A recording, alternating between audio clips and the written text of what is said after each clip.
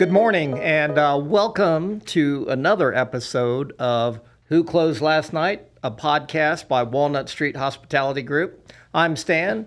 That's Zach. So, what we do here, Who Closed Last Night, is for industry people, by industry people, for all those in the hospitality, guest service, restaurant, bar, small retail. This is a show for you guys and everybody else that might be interested in it. With that being said, today's topic is everyone is a critic. Business reviews and their platforms, do they help or hinder your business? Now, I know that's one of those dun, dun. But anyway, that's what we'll be talking about today. How this works is we have a topic or what we call a real life question, and then we'll go to some real life stories to illustrate that question, and then we're going to finish up with the lesson that we want you to take away from this podcast today. And it's not something you're going to find in a school book or a textbook or. No, these are real life lessons, obstacles that we've encountered as business owners, operators, how we got through it, how we got past it, how we became successful and turned it into a good lesson. A good lesson. So with that being said, I just love reading reviews. They are definitely helpful oftentimes and hurtful oftentimes. And I think the thing that bothers me most about everyone being able to write a review is it's all about personal opinion, right? Their mood and feelings in that moment, that day, subjective, not objective. Not always objective. But, when someone maybe they've asked for you to do something in your restaurant or in your business that you can't do, and they take it personally, and they even say to you, "Oh yeah, wait till you read my Yelp review." And that's one of those things. That's when you know that's not an objective review. That's a subjective review. And what's even worse is when they make up things. That's the worst. And I've had experiences. We sell a certain type of potato chip as a side in our restaurants, and I have people that think they're homemade chips, right? And they talk about how great they are. I had this one person. It was years ago, but I remember it like yesterday because it was so subjective, right? And everything was too salty. The pork was too salty. The soda was too salty. The chips were too salty. And the soda was salty? I made that one up, but that's how I feel about this person. But my point is that they're not handmade chips, although I'm glad that people think that in their quality and they taste great, right? But they're Frito-Lay chips, right? So it's the same recipe. It's a winning recipe. It's sold all over the world. And it's this one person gave me a 1-star because they thought these chips were just ridiculously salty. Yeah.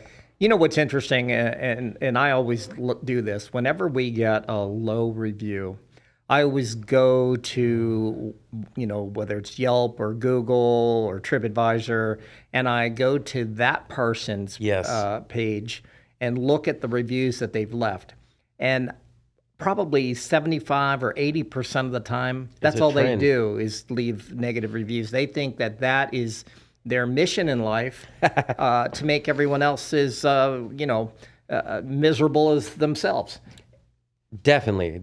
And I do the same thing. I catch myself looking at, okay, let's see what you do like, what you don't like.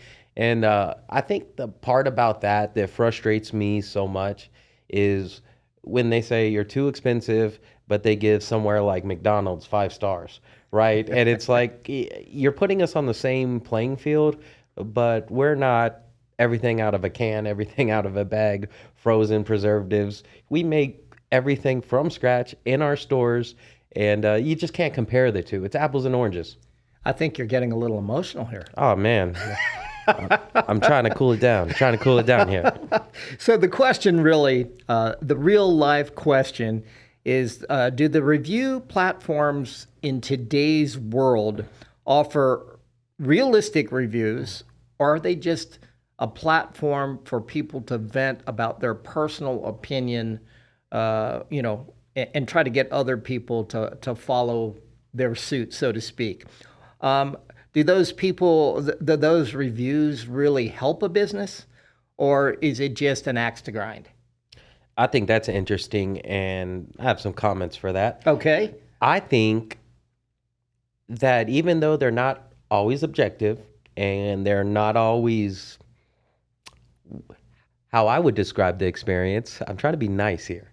Um, I think they can help your business no matter what, right? And it just depends on how attentive your staff and leadership are, and how far you're willing to go to make that person's experience memorable, positive or negative. Positive or negative. So I think and when we were talking about this, you had a positive experience through personal opinion and reviews. And I think if I remember correctly, it was about a BYOB experience. Yes. So this is holiday seasons. As we all know, we're industry people, right? The restaurants pick up, families in town. You're trying to show off or treat your family to good memories, right? So we have a full service restaurant in Honolulu. And we had this guest come in, right? It's probably a 10 top. So, of course, we wanted them. We wanted them to be there. We wanted to take care of them. We get them sat down. They start pulling out a couple bottles of wine, a bottle of red, a bottle of white. And the server, actually, it was the manager that went up and said, "Hey, excuse me, I'm sorry, but we don't have a BYOB license, a bring your own bottle license. We can't allow you to pour your own wine. You have to purchase it from our business," right? And I think that they had brought those wines because it meant something to the family or to the gentleman himself. He enjoyed them, right? And so now we're at a crossroads, right? It's a time to make a decision in the moment, and it could either help us or hurt us. So we made the call to give these guys a positive, memorable night, right? We said, "Look, I'm sorry, we can't allow that because it puts our business in jeopardy. It puts the whole team's jobs in jeopardy, and we're not going to allow that, right? But here's what we can do. We're going to give you a bottle of house red wine and a bottle of house white wine on us at no charge to help your party," right? Because you plan to come in here and drink your own bottles. He was so pleased that we did that for him. One, we took the opportunity to make his experience positive, right? We made him look like a G in front of all his family, right? He felt taken care of. And for 10 people, 2 bottles of wine, you got to read the cards on the table, right? They're going to be ordering more. That's right. And so we gave them what we could offer them. They ordered, I think, 2 more bottles of each, the red and the white. So 3 bottles of red, 3 bottles of white by the end of the night. He was thrilled. They bought dessert. Everybody enjoyed their time. And you know that feeling in a dining room where everybody's laughing, everybody's having such a great, it's magical. The buzz. Yeah. That's what it's about, right? I'm getting chicken skin over here. But that feeling's amazing, right? And when you can give that feeling to your guests, Yeah. that's what it's all about, right? So he ended up being happy. He ended up being so happy after thanking everybody, and they're walking out. He gives the general manager both bottles of wine that he brought for himself that he wasn't able to drink. Right. And it was an experience that he never forget. And I think he came back the next year. But that's the power of making a call on the field. They can either help you or hurt you.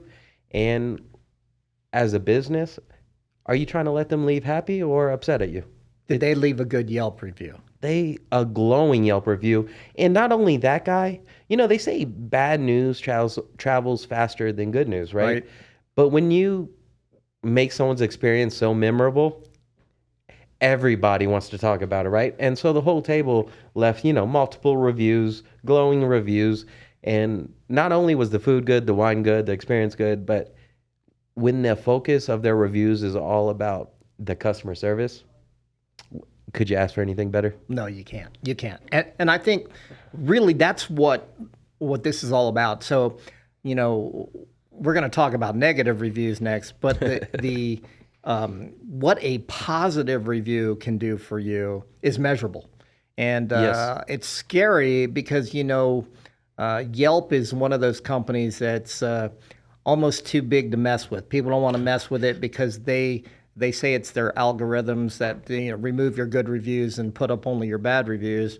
I'm sure that's correct. I'm sure that's correct. If you're listening, Yelp, if you're on the, We love you, Yelp. We love you, Yelp. But Yelp has been good to us. I don't always appreciate the personal opinion of what Yelp reviewers tend to do, especially when they get to what's the stage where they Elite. Oh yeah, elite. Yelp elite. Yelp, Dun, dun, dun. Yeah, that's exactly right. They believe that their opinion is like holiness, right? It's next to godliness, and I think some of them they want to push that weight around, and I'm really walking on thin ice here. Yeah, you are. Hush. So what I'm saying is Yelp is a machine. It's an engine. It can be helpful. It can be hurtful. My only issue with Yelp is that it takes people's personal opinions and makes people believe maybe things that aren't true for reasons that aren't right.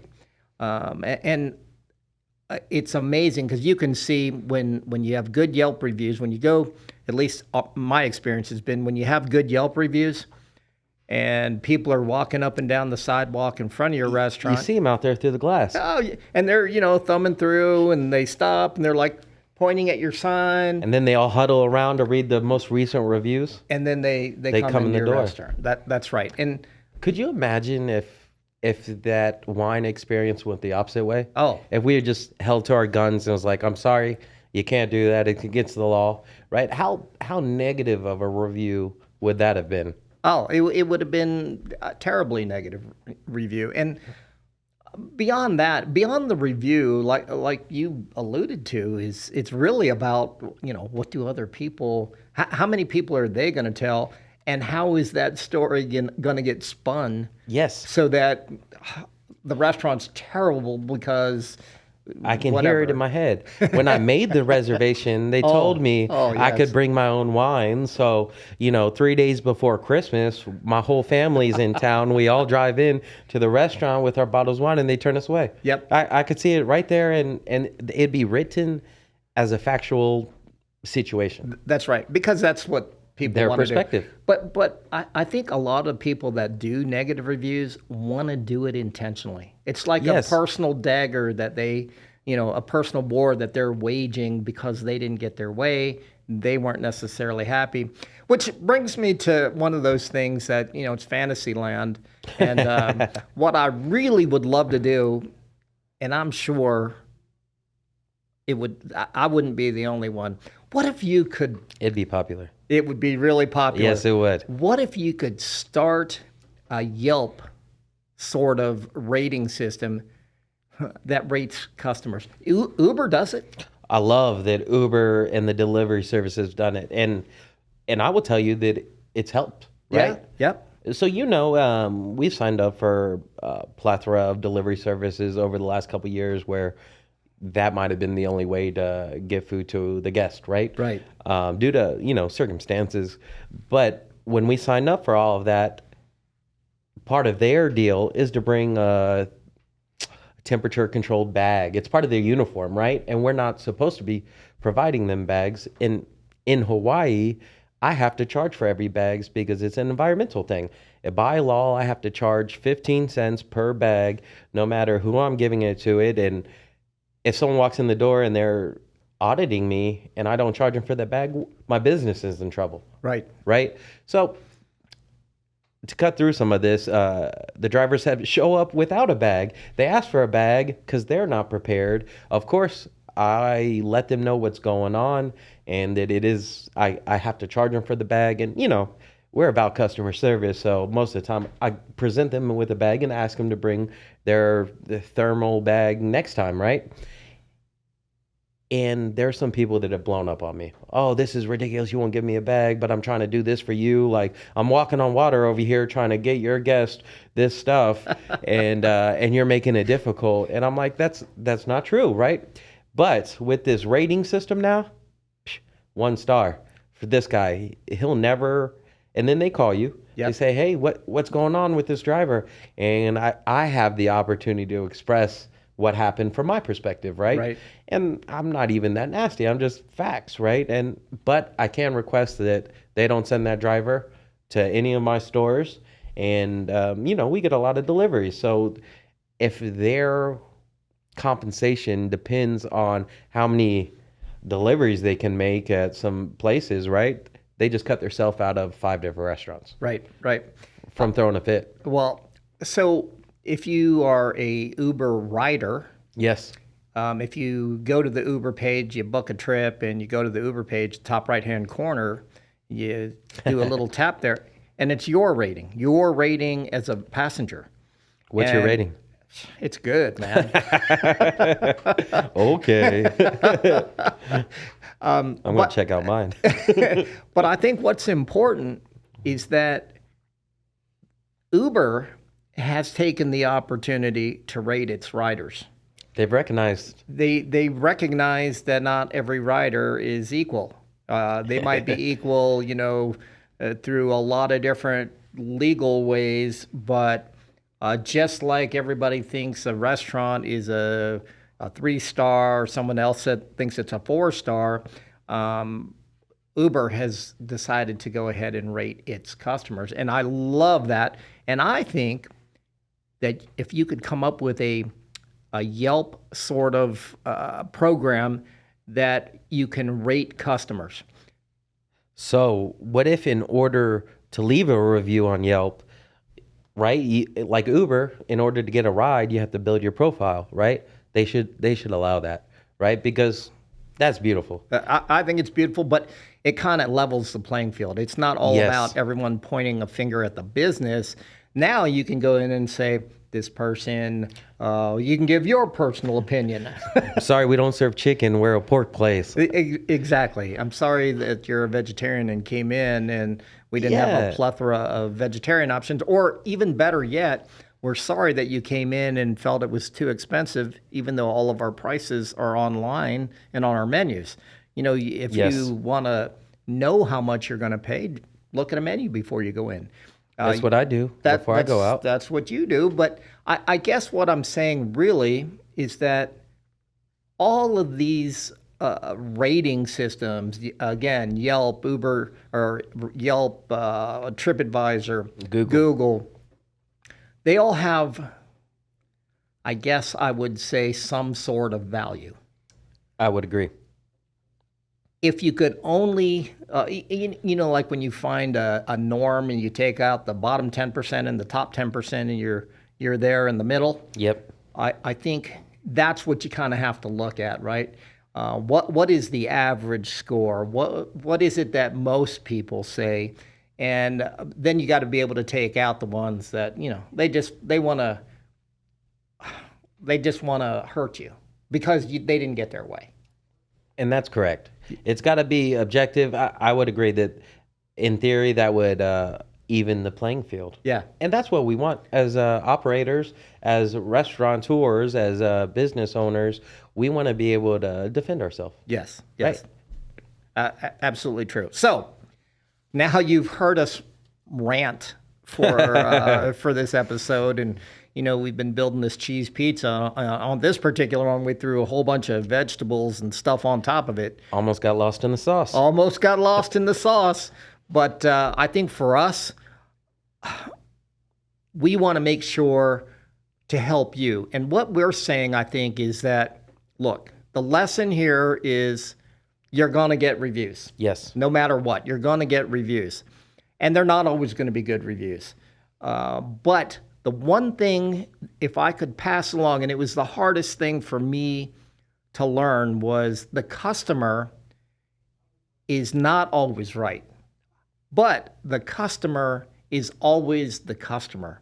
And that's how you survive, is by building that customer base. You just have to be consistent enough in the positive things that you do to be able to negate the negative things that Yes. some people are willing to say about you. True or not true, right? Yes, and every situation that you come across, you have the opportunity to let it go in a positive direction or a negative direction. A lot of us, including myself, you got to swallow your pride Yeah. and realize that you're there for the guest, Yes. their experience, to make them happy and to let them leave with a positive memory.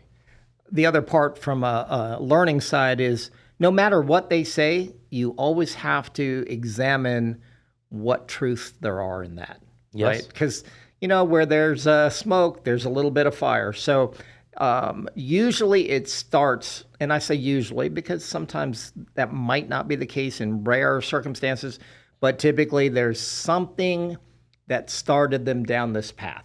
Yes. Can you make it better? And that it behooves all of us to be better business people. I would completely agree. So again, the lesson is the customer isn't always right, but the customer is always the customer, and all of our businesses are built on customers. That's absolutely correct. If you want to contact us, we're here on Instagram, Facebook, YouTube, Spotify. We're looking for everybody's Who Closed Last Night story of the week. We want to laugh with you, cry with you, relate with you. This is for our industry people or those that enjoy listening to industry people. Please send your stories to whoclosedlastnightpod, P-O-D, @gmail.com. We'd love to feature you. We'd love to talk about it, break it down, and relate with you. With that being said, we're off to the next destination, and we'll be back with our next podcast next week. Aloha. Aloha. See you next time.